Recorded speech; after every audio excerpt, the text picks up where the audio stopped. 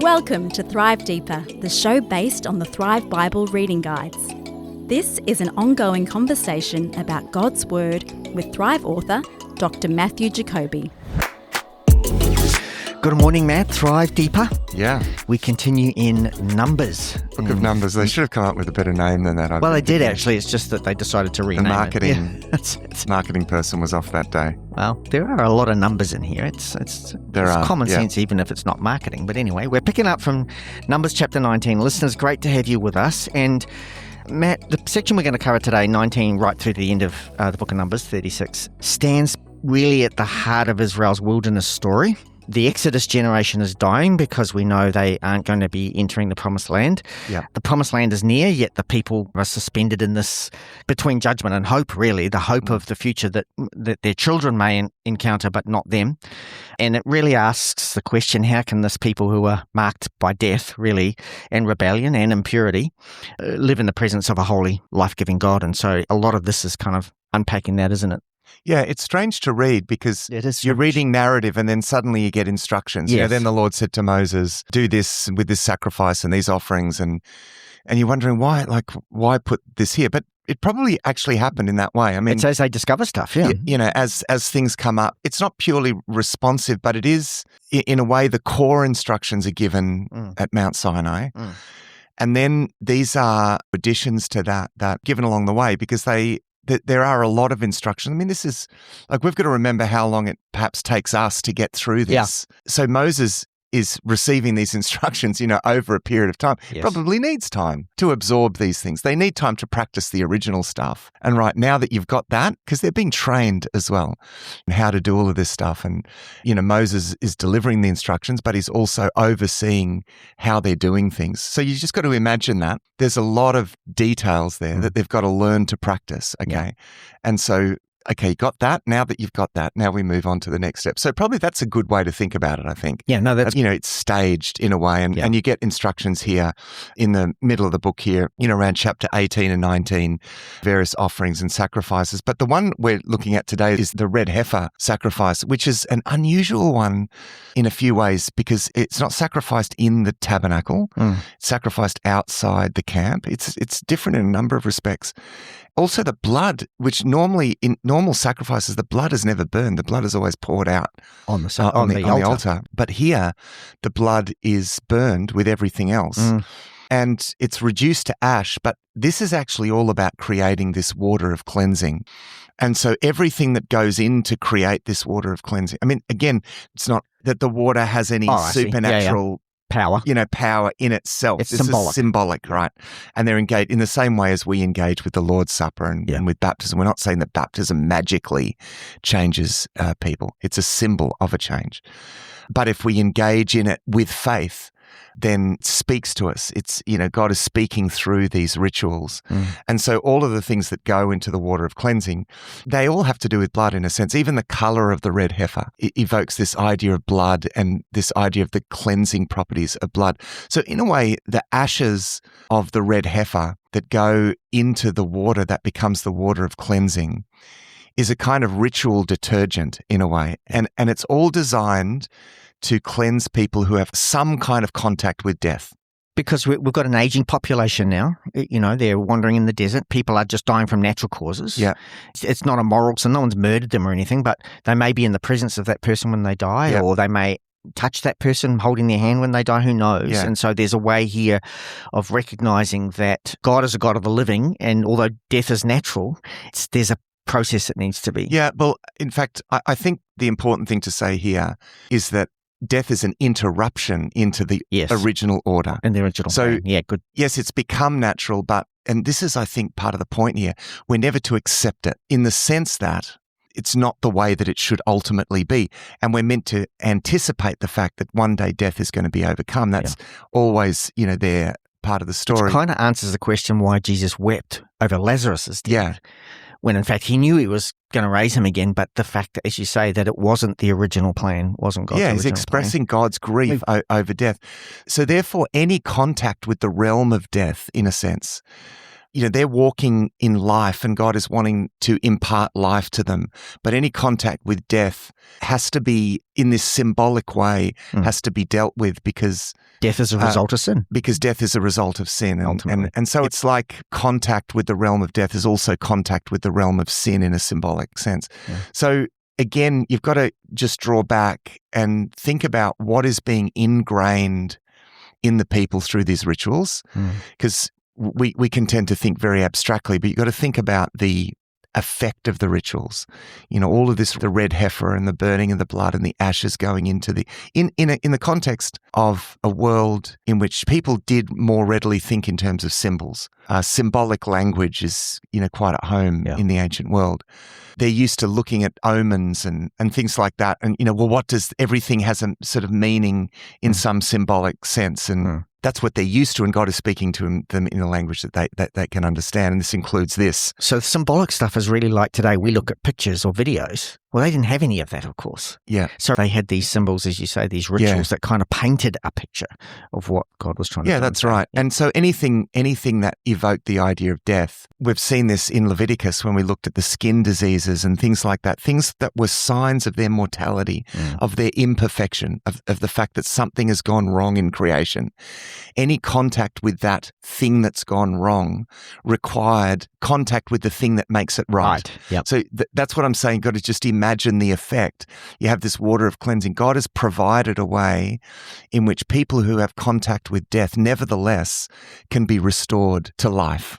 And so you're constantly going through these rituals that are reminding you of this great divide between death and life, between the sacred and the profane. Yeah. So between God's order and disorder and so forth. So that's what this is ingrained. Just a very interesting paradox that obviously the process cleans the unclean, but at the same time the person who provides that becomes unclean temporarily for a period of time. Yeah. And it kind of points forward to Jesus in a sense on the cross. Here's the perfectly clean taking on the sin of the world, and God had to turn his face away, Yeah, that's a good point. And I think in the red heifer, I think there's a lot of symbolism in there that does evoke point forward. Christ, because, it's the outside the camp, killed outside the camp. Yes. It's in order to create this water of cleansing, think that this symbol of the Holy Spirit in the Old Testament that is outpoured as a result of what Christ does for us. And so I think there's a lot of connection here, a lot of symbolic connection with the atonement of Christ. Now we move into chapter 20, and probably a fairly familiar story for our listeners in relation to Moses and the water from the rock. Yeah. And this is really the event that God says, because of Moses' disobedience, which we'll read about in a moment, he won't enter the promised land either, which seems... Yeah, okay. Well, let's talk about that. But I think first, just to get a sense of where we are. So by Numbers 20, we've nearly reached the end of the wilderness wanderings. Yes. Yep. The events recorded here probably took place in the 40th year after the Israelites started out. So they were over the River Jordan. In fact, it is. It's Jericho. Yep. And so the question is, what had they learned? What had they learned in 40 years? Yep. And the sad answer is not much. Really. And because the fact that this is one of the first issues that comes up right at the beginning, right after the Exodus out of Egypt, was the people complaining, we've got no water to drink. Yeah. We've got no water to drink. Yeah. And the fact that this is repeated here, the same sort of situation, and it's even phrased in a way that evokes that first instance, basically shows after 40 years, we've not learnt much. That generation has learnt much. So this is the generation that are about to die out. In a way, this vindicates the fact that, no, they're not the ones that can go into the promised land. It has to be the next generation. That go into the promised land. Of course, a lot of them have died out. But remember, in an elder-led community, it's the older people that are taking the lead here. And so you kind of get this sense, no, you guys really... you need to be left behind. You can't be the ones that enter the promised land. Now, remember, Moses is in that generation as well, okay? He's one of these oldies, and he's very old at this stage. And of course, Miriam and Aaron have died. I don't know. We want to cover that before we jump into the into the Moses situation. But both Miriam and Aaron have died. Aaron, an interesting handover of Aaron's responsibility, where he was told to go to the top of the hill, take off his garments, which signified him as the priest, and give it to the new priest, which in fact was his son, and then his tomb's still on top of that mountain to this day, I understand, and then come back down that mountain. Tradition. There's a traditional site for whether it's the real site. There's a bit of doubt around that. But in this case, Moses brings their complaints to God. I think he's just had enough of this. I mean, he's getting tired and worn out. No wonder, right? He's an old man. Yep. And it says here, the Lord said to Moses, take the staff, you and your brother Aaron gather the assembly together. So Aaron's still alive at this stage. Yes. Speak to the rock before their eyes, and it will pour out its water. You will bring water out of the rock for the community, so they and their livestock can drink. So, it says, verse 9, so Moses took the staff from the Lord's presence, just as he commanded him. He and Aaron gathered the assembly together in front of the rock, and Moses said to them, listen, you rebels, must we bring you water out of this rock? Yeah. Now, what's the problem there? It's we, as in me and Aaron. That's right. And so he doesn't speak to the rock. He raises his arm and he strikes the rock twice with his staff. And of course, God said that water would come out of the rock. So water comes out of the rock. But the Lord is not happy with this. And it's actually, we're caricaturing it if we're saying it's just because he struck it instead of speaking to it as though it was some pedantic thing. At this stage, there's a sense here that this is like Moses saying, I've got this power and I'm going to show you and you need to do what I say because I've got this power. And that seems very evident in the statement before. Must we bring water out of this rock? Striking the rock twice is almost, his actions are basically tantamount to that of an idolatrous pagan magician, essentially. And so this is the issue that God has with Moses at this, after everything. So as a result of this, Moses is going to be left behind with that generation. Now, this is not saying that Moses was cast off by God, that it was more a sense that Moses, it's time for you to hang up the boots now. You're not the one to lead into the next stage. So yes, Moses did the wrong thing, and Moses not going into the land. Look, it was always God's plan that Joshua was going to lead the people. Of course. Okay. But this sort of vindicates the fact that, Moses just run out of steam here. It's not making excuses for him. You definitely did the wrong thing. But it shows that God's grace is still there in the fact, because remember, this is written subsequently, and the summary statements about Moses' life that are made at different points through this just consistently point out that Moses was a godly man who was loved by God. So this doesn't take away from that, but it vindicates why Moses wasn't to be the one to lead the people into the next stage. It's actually worth, if you're listening to this and you can, don't do this if you're in the car. Maybe don't do this if you're running. If you're running or walking, maybe stop so you don't bump into anyone. But just have a look at a map, I think, at this stage. The wilderness wandering, it's worth familiarizing a map of the land of Israel. And so at the moment, they're coming up the eastern side. So they're coming through the land of Edom and Moab. And they're asking for passage through that, because if they don't get passage through those lands, they're actually pushed west through really, really arid desert. And they want to be able to go through this land to be able to seek provisions, which they're happy to pay for, the availability of water and wells and so forth. So they write and they ask. And they even tell them which road they're going to stick to. That's right. They're very specific about we're not looking to plunder or take anything that's not ours. We just want to pass through. That's right. And remember, the Edomites are their relatives as well, going right back. And this goes back a while, but they are a related people group. Of course, the Edomites were the descendants of Esau, descendants of Jacob and Esau here. But they refuse. In fact, they come out against them with a powerful army. So Israel turned away from them. So Israel don't engage in this war. They just basically turn out and they're going to go around, the inside, the eastern side of that. Then we have this account of the death of Aaron, and he is to pass the mantle. So we've got a passing of the mantle from Moses to Joshua, and we've got a passing of the mantle from Aaron to his son, Eleazar. This is symbolically done. They remove the garments and they put Aaron's garments on Eleazar. Remember the symbolism of the garments too, because these garments essentially, that in the book of Revelation, you see garments like these, the white robes and so forth that are that we see on all God's people. And so there's this sense that Christ has done with us what Moses is doing here with Aaron. He's clothed us in these garments so that we can be a kingdom of priests, as it were. So that happens at this stage, and the traditional burial place of Aaron is up in the near where actually Petra is the famous archaeological site with the tombs built into the cliffs. It's the traditional site is near there. Probably may well have been around that area, but we don't know exactly where. So as we move into chapter 21, we need to keep in mind here we're very much now working with a new generation of Israel, largely a new generation. The people of Arad come out against them. They pray to God.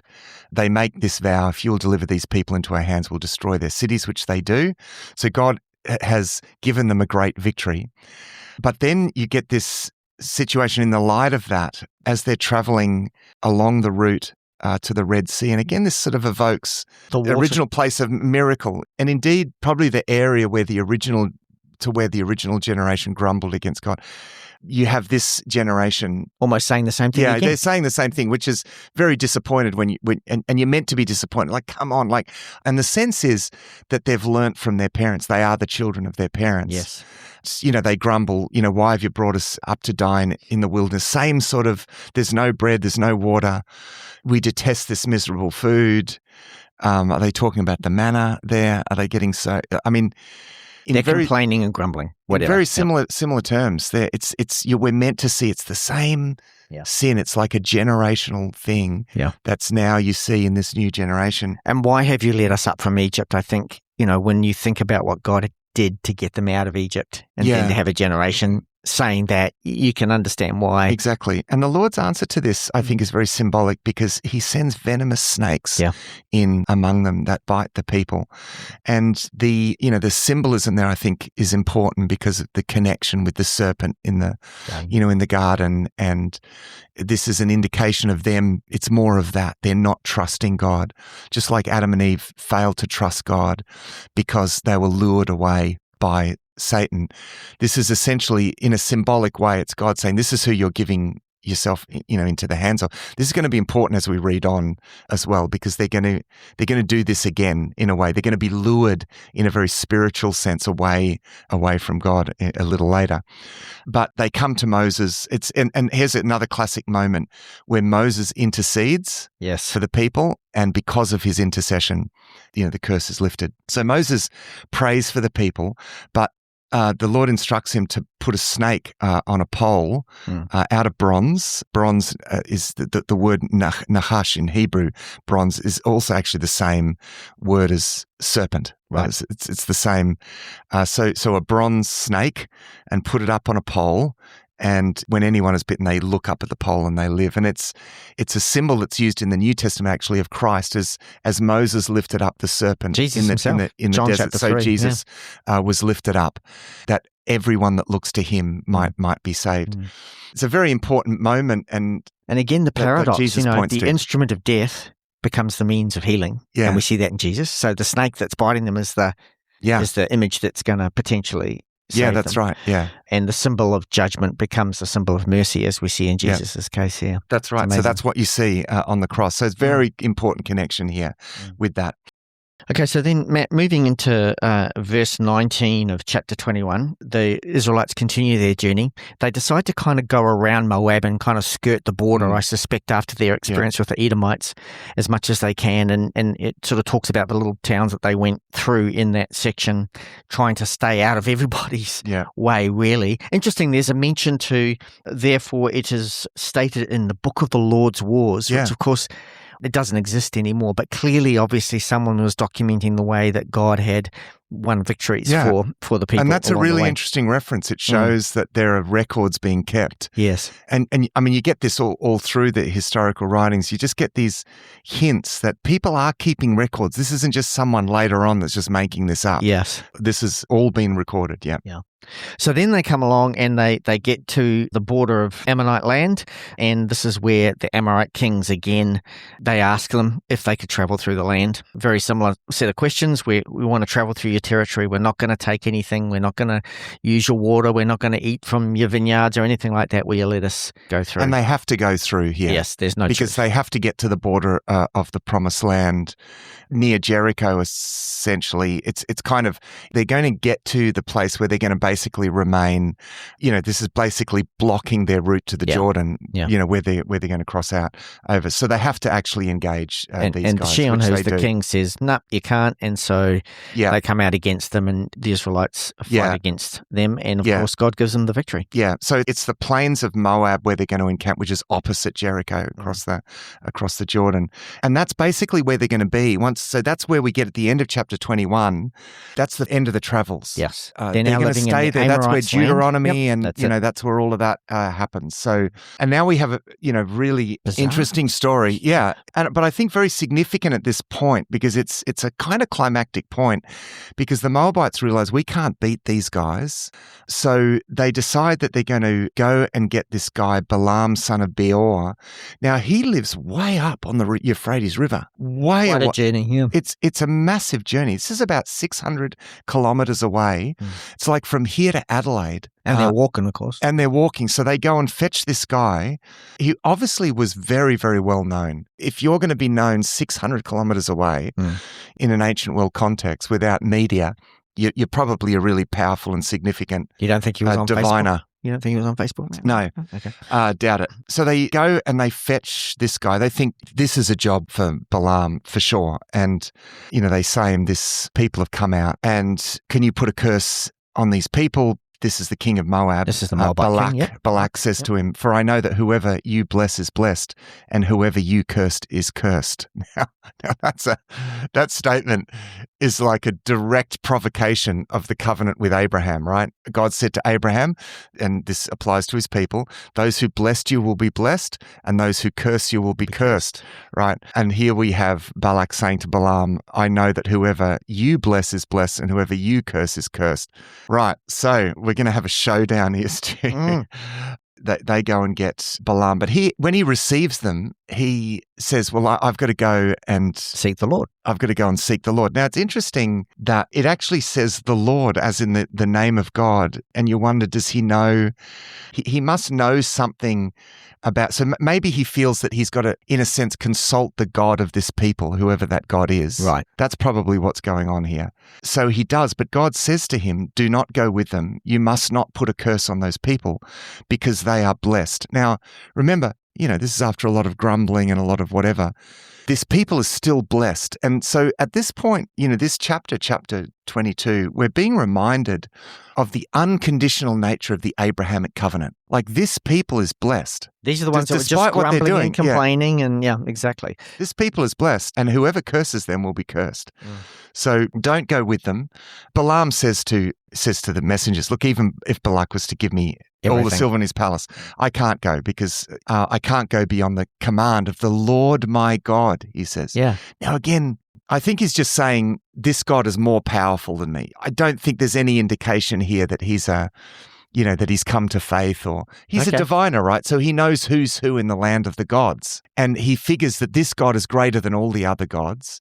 So I think he's referring to this God respectfully with a little bit of fear there. It's interesting, though. It does show us that God will use unexpected instruments to achieve his will, which we've seen already. But again, here's a person. Although it's the Moabites that do go and get Balaam. But God's going to work through. Yeah. God's going to work through Balaam. Yeah. So that night, in the end, God says to Balaam, look, since these men have come to summon you, go with them, but do only what I tell you. So he's had this, in a way, it's a little bit like the cloud. The cloud remained, and then the cloud shifted. And so Balaam is being instructed, you only go when I say you go. This is showing a God who is not just a God over Israel, but a God all over nations. the most powerful diviner and magician up in the world, up near the river Euphrates, right? Yep.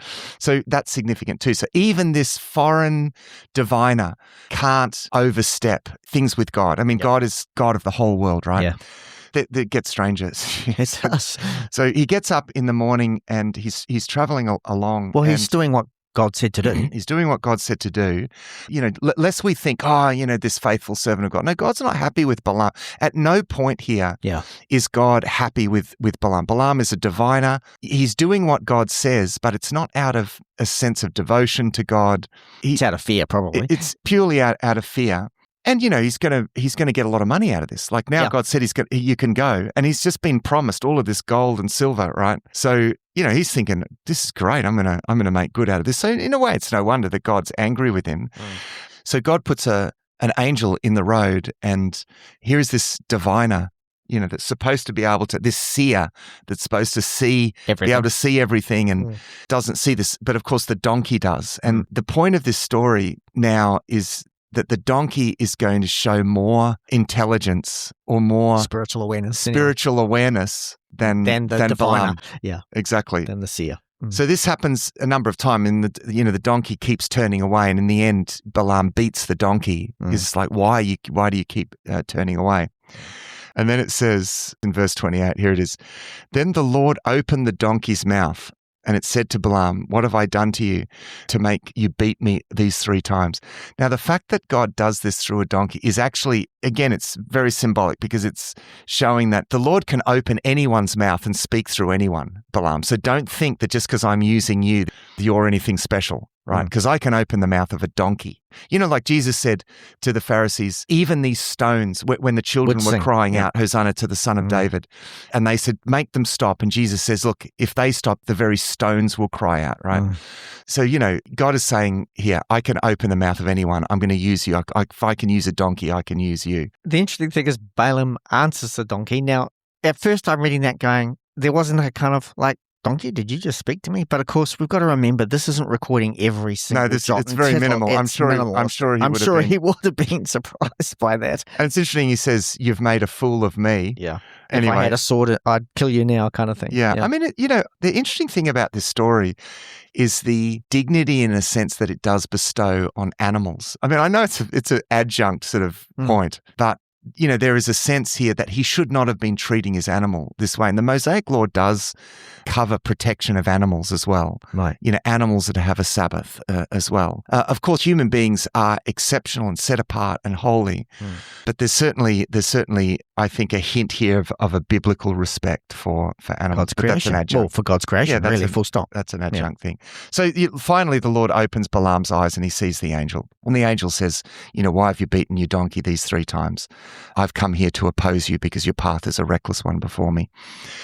So don't go recklessly into this, Balaam. This isn't about you. You say only what I can say. If I can open the mouth of a donkey, right, I'll speak through a donkey. I'm going to speak to you. So don't let this go to your head. Yeah. In other words, that's what that story's about. Okay. You're the donkey you just happen to be the donkey that I'm using here. And I wonder whether also partly he knew Balaam's motive wasn't to honor God. It was actually just to prop himself up as being the top dog in the Euphrates when it comes to being a diviner. It's like his whole motive was about himself. It wasn't about actually serving God's purpose. Yeah. And so Balaam stresses to them, look, I'm coming with you, but I can't say anything apart from what God allows me to say. I mean, he keeps saying that to them. So they lead him up to this mountain where he overlooks the Israelite camp, which would have been vast, spreading out, right? They prepare, altars and bulls, and we won't get too much into the details here. But it's interesting, just an indication of the fact that this language of sacrifice is very familiar in the ancient world. And he goes to meet with God. And it says the Lord put a word in Balaam's mouth, and he says, go back to Balaam and give him this word. And it's basically the opposite to what Balak wants. It's basically the opposite. Verse 8, how can I curse those whom God has not cursed? Yeah. How can I denounce those whom the Lord has not denounced? And remember, in the light of their rebelliousness, God has not denounced them. So Balak is, of course, confounded. It's like, I asked you to come here and curse these people, and what you've actually done is bless them. He is. So let's give this another go. So come with me. We'll go to another place. See if this is a better place. He thinks maybe this other place will be better for you. And maybe this is because, maybe God's on this mountain. I mean, we've got to remember, we're thinking about kings that think in terms of local deities. Yes, right. So maybe if we go to another mountain associated with another deity, they might agree with you. Yeah, they might agree, right? Or there's another one in charge there or something. And yet again, verse 20 of this, we're in chapter 23. Yep. I have received a command to bless. He is blessed and I cannot change it, right? So again, he blesses them, right? The Lord is with them, he says. Okay, let's try again. We'll go to another place, another mountain, because it looks like God's in charge of that mountain as well, as in Yahweh is in charge of that mountain as well. So let's try another one. Again, we go through the same ritual, same 7 altars, 7 bulls, the same, 7 rams, same sacrifice, and then the same thing happens. So it says, verse 24, now when Balaam saw that it pleased the Lord to bless Israel, he did not resort to divination as at other times, but turned his face toward the wilderness. When Balaam looked out and saw Israel encamped tribe by tribe, the Spirit of God came upon him. This is like the third time. It's like a climactic sort of moment. And just as the donkey's mouth was opened by the Spirit of God, so now Balaam opens his mouth and declares, how beautiful are your tents, Jacob, your dwelling places, O Israel. It says their king will be greater than Agag. Their kingdom will be exalted. So interesting prophecy that they're going to have a king. May those who bless you be blessed. This is what Balaam says. May those who bless you be blessed and those who curse you be cursed. So he's echoing the Abrahamic blessing. Yeah. And at this time, Balak is getting really, really angry. And in response to his anger, he gives another message on that mountain. And again, it's a remarkable message because it's a further message about this king that he's spoken of. So he says in verse 17, I see him but not now. I behold him, but not near. A star will come out of Jacob. A scepter will rise out of Israel. He will crush the foreheads of Moab, the skulls of all the people of Sheth, and so on. A ruler will come out of Jacob and destroy the survivors of the city. So this is, of course, initially talking about David. He's the one that completes the conquest. Interestingly, David's descendant is Ruth, who's a Moabite. Yes. So that's an interesting twist to this. The star, though, so this is the association of the Star of David, but this is also the significance of the star that rises to guide the Magi to Jesus' birthplace, right? There was a star. And that sort of evokes this prophecy that here is the ultimate fulfillment of this prediction, the king that's going to come. So it's a remarkable series of messages. And I mean, he's got more to say about that, but all of the way he is serving God's purpose. Yeah. So Balak goes his way, Balaam goes back home. Yeah. And we move into chapter 25, and after all of this... Yeah, so they're not done yet. The Moabites aren't done yet, right? No. So this hasn't worked. They can't outrightly put a curse on Israel, but can they corrupt them somehow? What we learn is this is actually Balaam's idea. So just to underscore the fact that Balaam's not the good guy in this, as we learn later on, he advises the Moabites and the Hittites. So he instructs the Moabites and the Midianites to lure the people of Israel essentially into idolatry. Yes. Let's lure them away from their God. Right? This God is protecting them. We can't break that protection. Yeah. So let's lure them from under the cover of their God. So it's the Moabites and the Midianites to do this. Just something about the Midianites. So the Midianites were a nomadic people, because of course Moses went to the area of Midian, and his wife was a Midianite, of course. But the Midianites were a people group that there were lots of different patches of Midianites, and there were obviously some Midianites that were associated with Moab here. It's just important because the Lord's going to take vengeance against the Midianites. They had a significant hand in this episode, and they're going to be judged for this. Now, this actually works, Stu. I mean, sadly, this works. It says, while Israel was staying in Shittim, the men began to indulge in sexual immorality with Moabite women who invited them to the sacrifices to their gods. The people ate the sacrificial meal and bowed down before these gods. So Israel yoked themselves to the Baal. This is, Stu, the first mention of Baal in the Bible. Yes. They yoked themselves to Baal of Peor, and the Lord's anger burned against them. I mean, this is the bottom of the barrel after all of that, right? Yes, yeah. After all of that, God has blessed them. He's not forsaken them. He's forgiven them. And yet they're so easily lured out from under God's protection.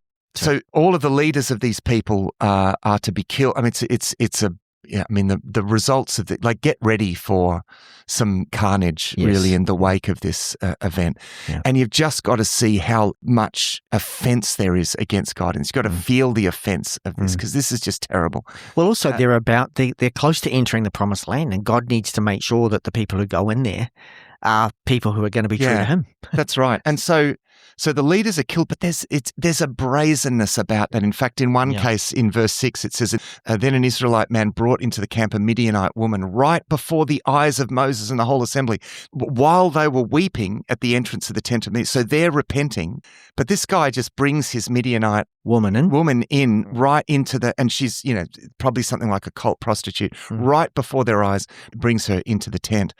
Then this fellow Phinehas rises up and with a spear in his hand, and he spears them both. And he's the son of Eleazar. He's the son of Eleazar. So that's a gesture of, essentially it's like, I'm not part of this. It's like, this is a polarizing moment, like who's going to be a part of this? This guy was brazen, right? And Phinehas is honored for this act of, purifying the camp. I know it's brutal. But this is zeal. He's doing this out of zeal. And the moment that he did this, because a plague has been spreading quickly among the people. Yeah. And as soon as he did this, it says, then the plague against the Israelites was stopped. But those who died in the plague numbered 24,000. It's kind of symbolic number. It's twice 12,000 here. So Phinehas is honored for this, but this is a low point. It's interesting that right at the end of this, the Lord says to Moses, treat the Midianites as enemies and kill them. They treated you as enemies when they deceived you in the Peor incident. But there's a break here, actually. They're going to wreak vengeance on the Midianites.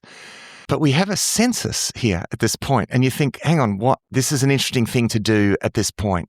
After the plague, it says, the Lord said to Moses and Eleazar, son of Aaron, take a census of the whole Israelite community by families.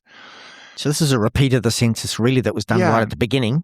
So it's interesting, Stu, that they take a census at this point. There's a real note of grace in this. It emphasizes the continuity of this people with those that came before. Yeah. There is a diminished number, but they're still pretty much the same. They're still pretty much the same. And the point is, God is still faithful here. They've survived 40 years in the desert.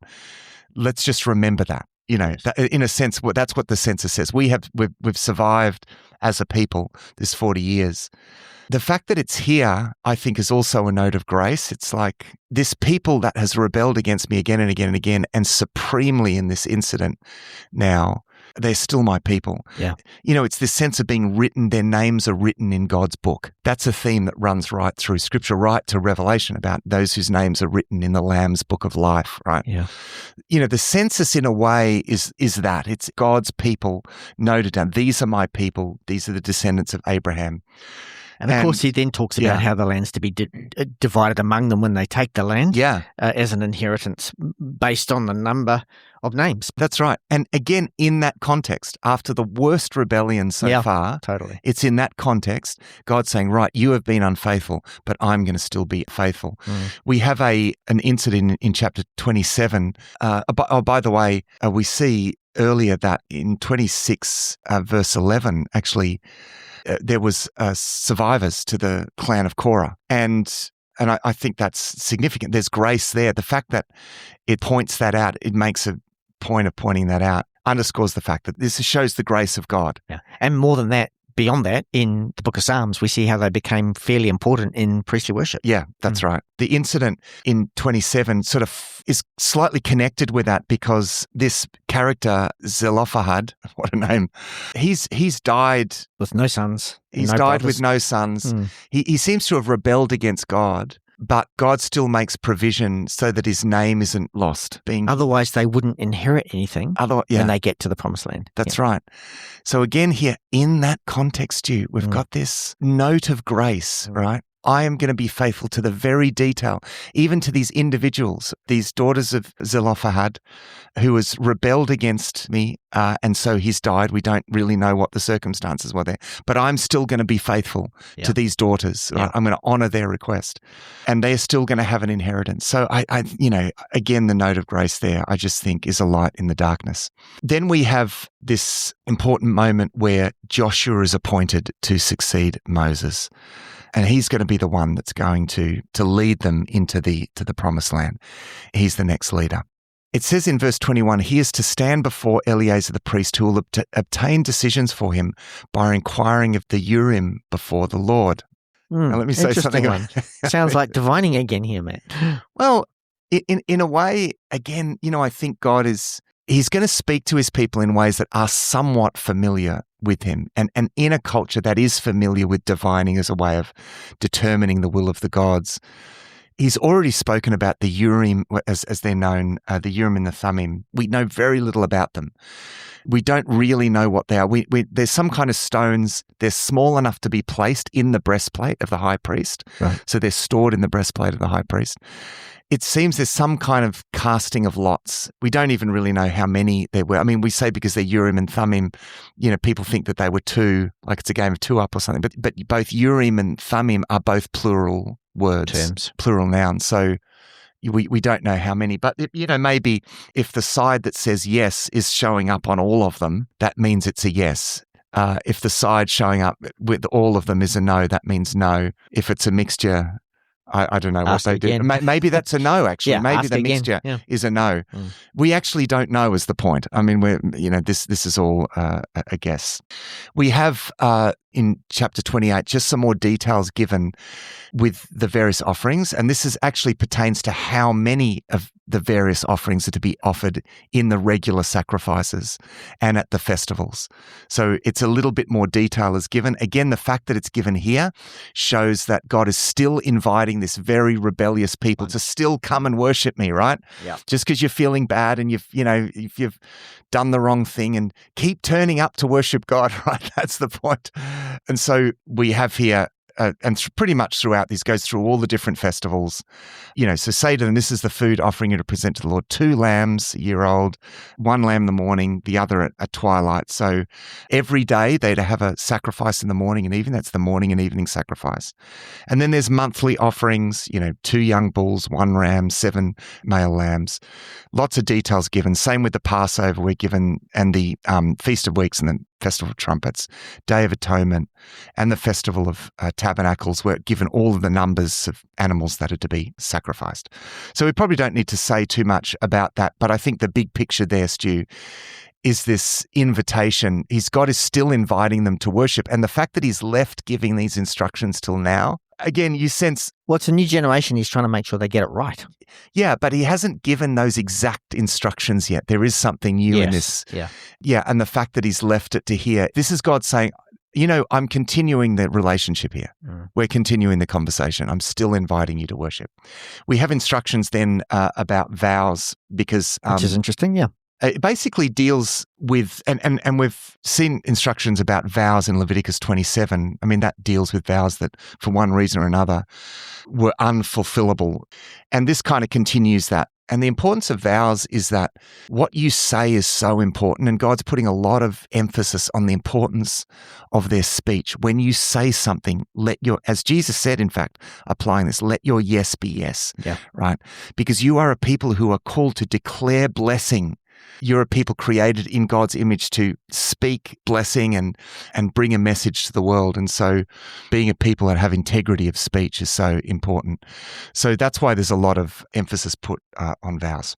So now we come back to the story, right? We're leaving off where we left off because there's still this whole thing with the Midianites, right?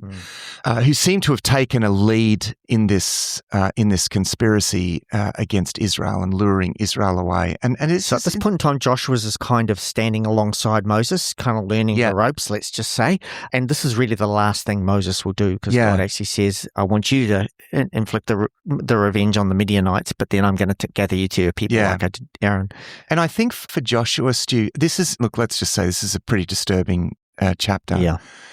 But I think for Joshua, this is important because they're about to go into the land, and God has said to them, do not intermarry with the people of this land. Yeah. Drive them out of the land, because if you allow them to stay, they will seduce you. Yeah. And the fact that, this happens now, I think is so important, because Joshua needs to be part of this.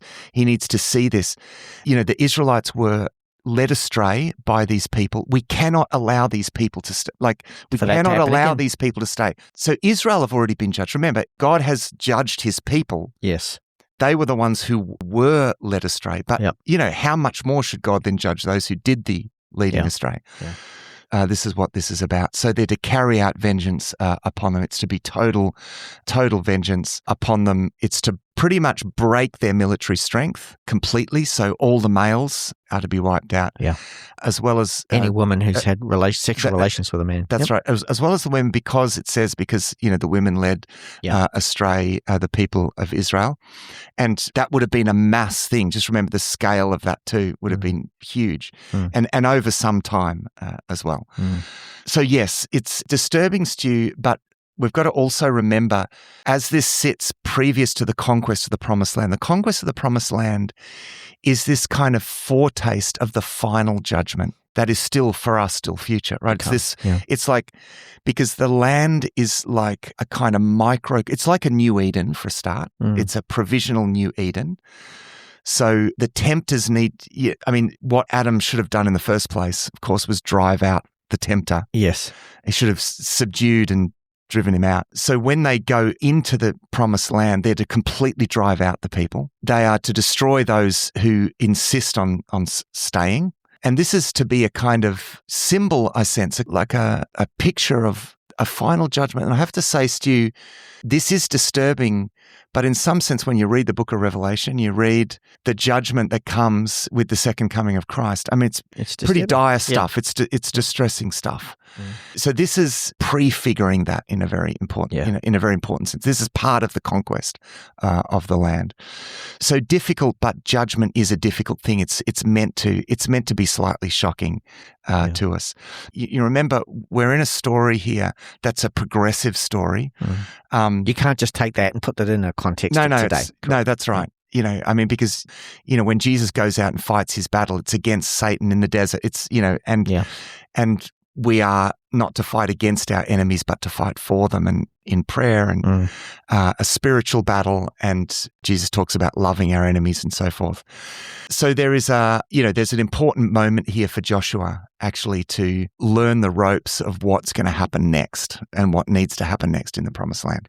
They divide the spoils of the battle. Yeah. There are some important instructions around that. And then some of the tribes, just before they cross the Jordan, sort of go to Moses and request to settle, or at least with their families and those who aren't fit to fight in the conquest of Canaan, on the other side of on the side of Jordan where they are now, basically. Yeah, the problem with this, Stu, is that this just sounds just a little bit too much like the report of the 10 spies, the fear of the 10 spies. We'd rather just stay here. Yeah, we'd rather just stay here on this side of the Jordan than go into the land. That was in Numbers chapter 13 and 14. So this feels like a repeat of that. That's the issue here, right? And I think it probably was to some extent. Like, we'll just make do with this, because they're afraid for their families. And now eventually, this is seen to be a problem here, and that's why this is such a big deal. But eventually they are, compelled, and they agree that they can leave their families there and they will go across. They will help to conquer the Promised Land, and then they'll go back. So there's a kind of compromise there.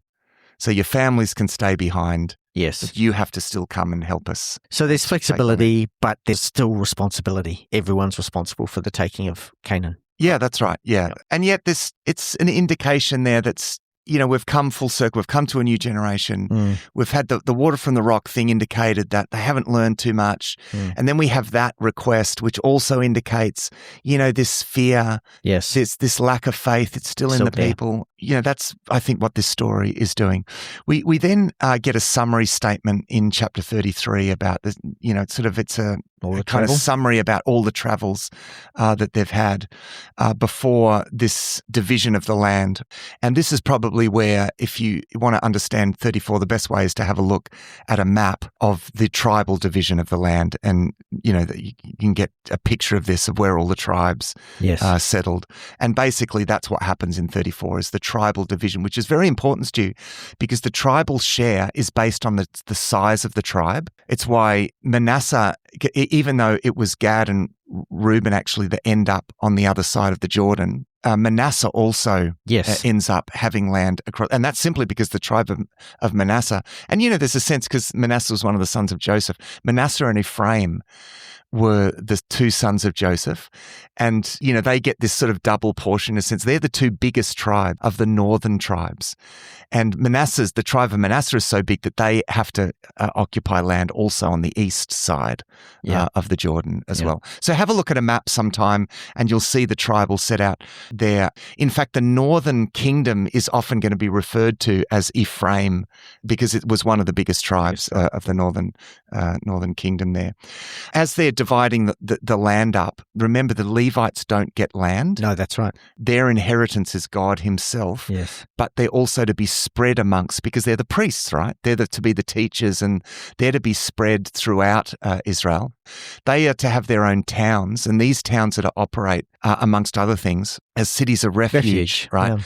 These are places that if you accidentally kill someone, say in a fight or basically in cases of manslaughter, then you get to flee to this city of refuge, and you are protected in that city of refuge against the avenger of blood.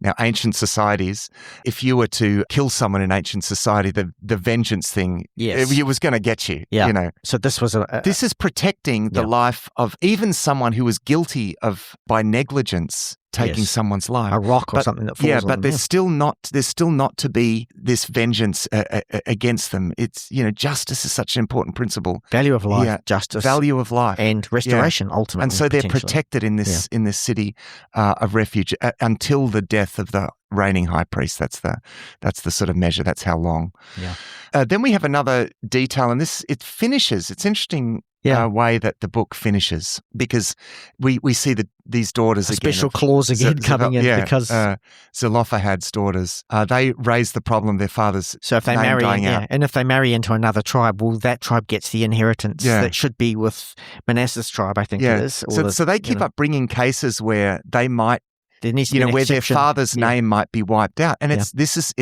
so interesting because their father rebelled against God in some ways. Yeah. But God is still honoring his promise to his people, right? Mm. And I think this is why this is significant. I know it seems like a technical detail, but God is going to go to the nth degree to ensure that this man, even though he's a rebel, and it was the same with the line of Korah, that his name is not wiped out, because God's covenant with these tribes is an everlasting covenant, right? So that's what's happening here. And so they ensure that if they marry they need to marry tribes, in their own clan. That's right. And basically the rule here is they have to marry within their own clan to ensure that the land isn't lost to that tribe. To the other tribe if they married outside. To the other tribe, If they married outside. I mean, you can imagine, totally. It's like it'd be really complicated with who owns the land. And anyway, but it's not just about land ownership. No, this is the important point. There's a principle here, and this is God's faithfulness to his promises. And I would say, in summary, as we close the book of Numbers, this is all about God's faithfulness. We've seen a rebellious people wandering through the desert. This is the book of Numbers, basically, is that 40 years of wandering through the desert. And we have seen all the way a people who are rebelling against God, and yet while they are faithless, God remains faithful through this all. We've got plenty more of that to come, but it's such a comfort to know that in our ups and downs when we get it wrong, though we might be faithless, God always remains faithful. And it's just a reminder that the effect of what God did for us in Christ Jesus, retrospectively applied to these people, the effect of what God did in Christ Jesus is an everlasting effect. It's inexhaustible, the forgiveness and the grace that we have through Jesus Christ. Thanks for listening to this episode of Thrive Deeper. Our home on the internet is thrivetoday.tv. You can contact us, ask questions, see all our resources and much more at our website thrivetoday.tv. We really appreciate the questions and thoughts about what you're reading as we go through the Bible with Thrive. Until next time, our prayer is that these shows will inspire you to go deeper and thrive.